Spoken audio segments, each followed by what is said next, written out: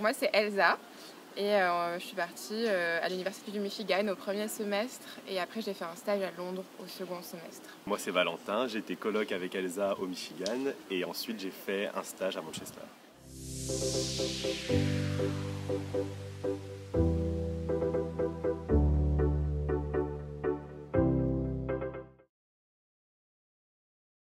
Je pense que c'est quand même vachement mieux de faire 2 semestres dans 2 pays différents. Je suis plutôt pour la mobilité mixte parce que je pense que faire un stage c'est vraiment bénéfique. Et moi je suis contente d'avoir fait 2 pays anglophones et d'avoir découvert 2 cultures. Donc moi je suis plutôt pour la division. Moi je partage l'avis d'Elsa, je pense que c'est vraiment bien de faire un stage aussi. Déjà parce que je pense qu'au bout de 6 mois on a un peu fait le tour de ce qu'on a à voir à la fin du semestre. Et c'est bien de découvrir quelque chose d'autre, ça donne un peu plus envie, je pense, de découvrir et plus de dynamisme dans son année. Et le stage, c'est vraiment bien pour savoir ce qu'on veut faire ensuite. Je pense que pour ça, c'est vraiment bien. Ouais. Alors, aux États-Unis, c'est assez cher. C'est assez cher, ouais. Surtout il faut un gros budget, il faut prévoir un budget, quoi. C'est assez impressionnant. On payait à peu près 950, entre 850 et 900 dollars par mois chacun pour une coloc dans un truc qui n'était pas terrible. Et hors campus.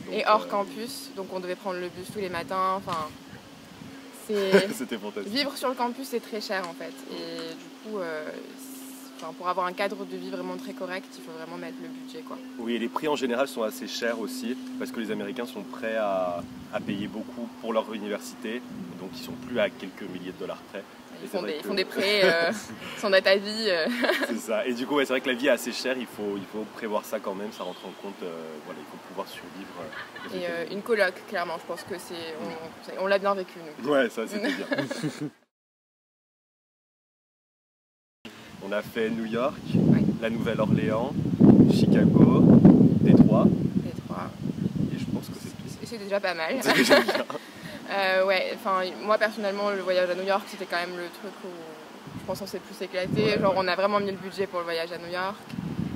C'était un peu notre rêve à tous les deux, donc on s'est bien amusé. Et il y a possibilité de faire des voyages pour vraiment pas très cher parce que les vols internes sont beaucoup moins chers que si on part de France forcément. Et malgré tout, on a 15 heures de cours par semaine, même s'il y a beaucoup de travail parfois à la maison avec les readings et tout ça. On a quand même pas mal de week-ends où on peut se partir et découvrir un peu le pays, surtout que les États-Unis c'est grand, donc on peut pas tout faire, mais il faut en profiter pour faire les villes principales, je pense. Et dans le nord des États-Unis, je pense que les prix des billets sont beaucoup plus abordables et surtout pour prendre au pire juste le car, on n'est pas obligé de prendre l'avion et ça c'est pas bien. Pour aller à Chicago par exemple. Alors la semaine d'intégration, vraiment, il faut en profiter à fond parce que c'est genre la meilleure semaine, je pense. C'est là où on rencontre tous les internationaux. Le truc, c'est qu'après la semaine d'intégration, on voit plus trop les gens qu'on a vus à la semaine d'intégration. Et donc, on est vraiment qu'avec des Américains en cours, en fait. Et avec les Américains, c'est un peu plus compliqué. Ça dépend de votre personnalité, je pense. Valentin, il n'a pas eu trop de mal, moi, un petit peu plus. Ouais. Parce que forcément, en fait, quand c'est des nationaux, ils vivent là-bas, on parle pas trop la même langue malgré tout, même si on parle bien anglais, donc il y a des différences qui font que c'est un peu difficile de s'intégrer avec les nationaux, mais malgré tout, il y a une communauté internationale qui est quand même intéressante. Oui, je pense qu'il ne faut pas hésiter du tout à aller voir les Américains, à leur parler, enfin même peu importe le pays, en fait, à aller parler aux gens qui sont sur place, parce qu'ils seront toujours contents de vous voir et de pouvoir découvrir une nouvelle culture. Et c'est comme ça que vous aurez vraiment une belle proie, donc je pense que ça va. Puis les Français ont un peu la cote quand même aux États-Unis. C'est vrai. Donc,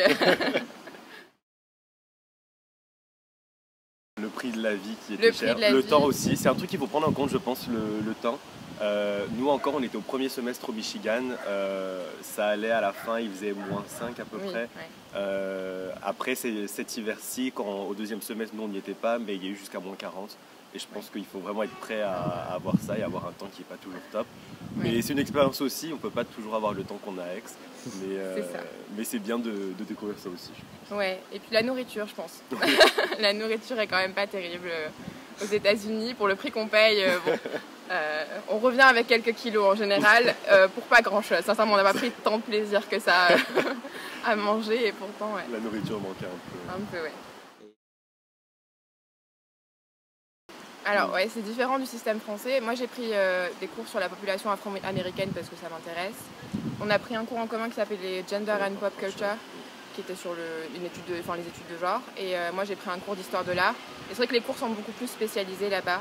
Enfin, c'est plus intéressant et ça va plus en profondeur quoi, dans ce qui est dit. Moi j'avais donc le cours de Gender and Pop Culture avec Elsa. J'avais sociologie, American Studies et rhétorique. Et ouais, c'est vrai que les cours sont très différents. Déjà rien que les titres, en fait, on n'a pas des cours de Gender Studies en France, enfin pas à Sciences Po en tout cas, la rhétorique non plus. C'est vraiment le but, je pense, c'est d'apprendre quelque chose qu'on a envie d'apprendre. Et ça rend peut-être le système plus efficace parce que les gens qui sont en cours, ils sont là pour une raison. Et ouais, je pense que pour ça, le système américain est vraiment pas mal. Puis même en termes de devoirs, on nous demande des essais où on nous demande notre opinion, on demande beaucoup de participation orale. Vous avez ce qu'on appelle les office hours, en fait, où vous allez en rendez-vous avec votre prof et vous pouvez parler du devoir, vous parlez aussi de votre vie. Enfin, il y a une proximité prof-élève qui, moi, je trouve, était agréable. Je pense qu'on va dire bien se préparer à l'avance en termes de démarche, prendre le billet d'avion le plus en avance possible parce que sinon vous allez payer ultra cher, c'est déjà très cher d'aller aux États-Unis. Au niveau du visa, il faut s'y prendre vachement à l'avance aussi. Parce qu'il faut aller à Paris, à l'ambassade, il faut faire plein de démarches administratives. Moi je dirais aussi qu'il faut surtout pas avoir peur d'être de toutes les formalités qu'il peut y avoir, de tous les petits désagréments. On a trouvé notre logement un peu au dernier moment, mais on l'a trouvé, il y a toujours une solution. Et ça, je pense que c'est vraiment dommage de s'empêcher d'aller dans des destinations en se disant mais peut-être que je pourrais pas le faire ou peut-être que j'aurais des soucis. N'y pensez pas, vous aurez toujours un moyen de vous adapter et c'est ça aussi qu'on apprend en 3, je pense, c'est ça qui est important.